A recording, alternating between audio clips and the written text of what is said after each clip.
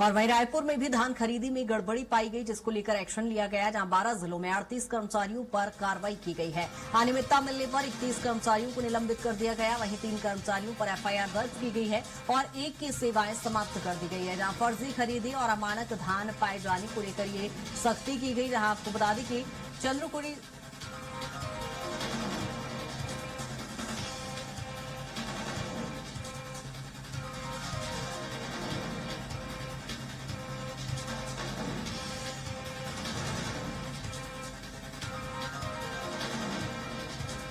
और आपको बता दें कि कांग्रेस की मनरेगा बचाओ पदयात्रा शुरू हो चुकी है और ये तस्वीरें आप देख सकते हैं, जहां चंद्रखुरी से विधानसभा चौक तक अब पदयात्रा होगी। माता कौशल्या धाम से पदयात्रा शुरू हुई, जहां पूर्व मंत्री शिव कुमार डहरिया के नेतृत्व में पदयात्रा की शुरुआत की गई। जहां पीसी सचिव दीपक बैज भी इसमें शामिल हुए।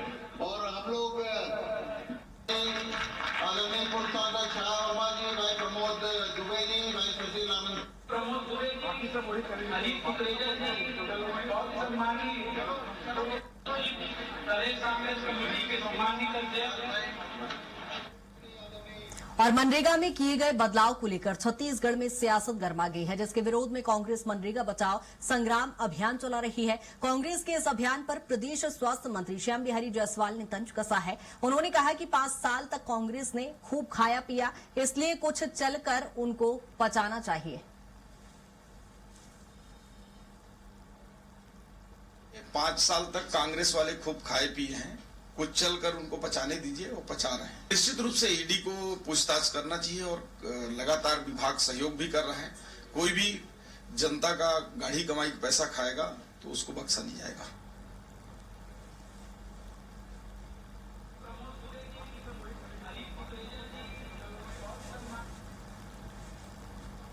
और ज्यादा जानकारी के साथ राहुल हमारे साथ जुड़ गए हैं। राहुल, जब से देख रहे हैं मनरेगा के नाम में परिवर्तन किया गया है, छत्तीसगढ़ में सियासत इस समय गरमाई हुई है, ऐसे में लगातार आरोप प्रत्यारोप का दौर जारी है।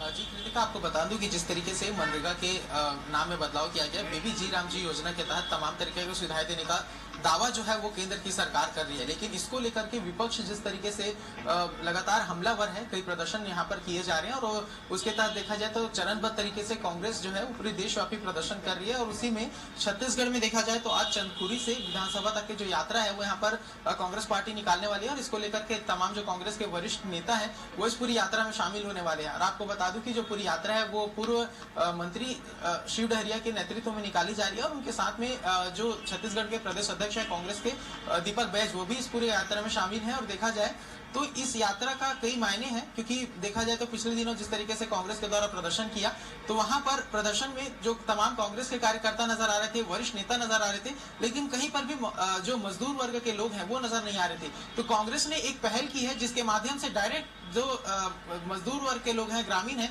उनके साथ डायरेक्ट इंटरेक्ट कर सके। और देखा जाएगा कि इस यात्रा में बड़ी संख्या में जो मजदूर हैं वो भी शामिल हो रहे हैं। तो ये सरकार की माफ कीजिएगा, कांग्रेस की जो मंशा थी, जिसके तहत लगातार जो कांग्रेस है इस योजना के जो तमाम नेगेटिव पॉइंट्स है उसको जनता तक के लेकर के जाने का प्रयास किया जा रहा था, उसमें ये यात्रा काफी महत्वपूर्ण होगा। क्योंकि पिछले दिनों जो दीपक बैज हैं उनके द्वारा भी जनसंपर्क यात्रा की गई थी, लगातार लोगों से उन्होंने मुलाकात की और ग्रामीण अंचलों में जाकर के जो भी नेगेटिव पॉइंट्स इस योजना से संबंधित थे उसकी जानकारी उन्होंने दी है। और यदि मनरेगा की बात करें तो मनरेगा में मुख्य तौर पर जो लड़ाई है वो कांग्रेस पार्टी के द्वारा लड़ी जा रही है और इस पर इनके द्वारा जो बातें कही जा रही है उसमें सबसे पहले नाम परिवर्तन को लेकर के पूरा जो विवाद है, और दूसरी अगर बिंदु की बात करें तो जिस तरीके से जो नियमों में बदलाव किए गए हैं, तो कांग्रेस का साफ कहना है कि इससे जो ग्रामीण अर्थव्यवस्था है उसको प्रभाव पड़ेगा। रोजगार के लिए जो गारंटी सरकार के द्वारा दी जाती थी वो कहीं ना कहीं अवरुद्ध हुई है और उसके साथ केंद्र ने जो बदलाव किए हैं, जहां पर राज्यांश और केंद्रांश दोनों को जोड़ करके जो पेमेंट करना है मजदूरों को, उसको लेकर के सहमति बन पाई है। तो इसको लेकर भी जो सवाल है वो कांग्रेस पार्टी के द्वारा बिल्कुल राहुल, यहाँ पर कांग्रेस के कई सारे सवाल हैं और उसका जीता जागता जो इस समय हम जो पदयात्रा के माध्यम से विरोध देख रहे हैं वो भी ठीक है, लेकिन केंद्र सरकार के अलग अपने दावे हैं। उनका कहना है कि राम शब्द आया है मनरेगा की इस योजना में, इसलिए विरोध कर रही है कांग्रेस। कहीं वो तमाम दावे कर रही है, यात्राएं भी वो भी निकाल रहे हैं, जागरूकता रैली निकाल रहे हैं। ऐसे में श्याम बिहारी जायसवाल यहाँ पर कह रहे हैं कि पदयात्रा निकालें, अच्छा है, खूब खाया पिया है, पचना भी चाहिए। जी, साफ तौर पर देखें तो यदि मनरेगा को लेकर के छत्तीसगढ़ की बात करें तो छत्तीसगढ़ के राजनेताओं ने तरह तरह के बयान दिए हैं। जहां पर सबसे पहले आपको बता दूं कि पूर्व मुख्यमंत्री भूपेश बघेल ने भारतीय जनता पार्टी को गोडसेवादी विचारधारा का बताया था, जिसके बाद पलटवार करते हुए जो टंकराम वर्मा है उन्होंने भी बयान दिए थे। और अब जब पद यात्रा निकाल रही है तो जो सत्ता दल है वहां से श्याम बिहारी जायसवाल ने बयान दिया है कि जो कांग्रेस पार्टी है उसकी सरकार जो पूर्ववर्ती सरकार रही है उनके ऊपर तमाम जो भ्रष्टाचार के आरोप लगे हैं, तो उसी पर तंज कसते हुए श्याम बिहारी जायसवाल ने कहा था कि जो कांग्रेस पार्टी है उसने 5 साल जमकर के पैसे खाए हैं और उसके तहत देखा जाए तो उन्हें इस तरीके की यात्रा निकालनी चाहिए ताकि जो खाया है वो पच सके। तो इस तरीके से तमाम जो बयानबाजी है वो भी इस पूरे मसले को लेकर के देखा जा रहा है। और जिस तरीके से भारतीय जनता पार्टी की यदि बात करें कृतिका, तो लगातार भारतीय जनता पार्टी के द्वारा जो उनके तमाम कार्यकर्ता हैं उनको विशेष तौर पर कार्यशाला में प्रशिक्षण दिया गया कि किस तरीके से जो वीबी जीराम जी है इसके जो तमाम तथ्य हैं वो जनता के समक्ष लेकर के जाएं, किस तरीके से बदलाव किए गए, किस तरीके से जनता के लिए हितकारी होंगे,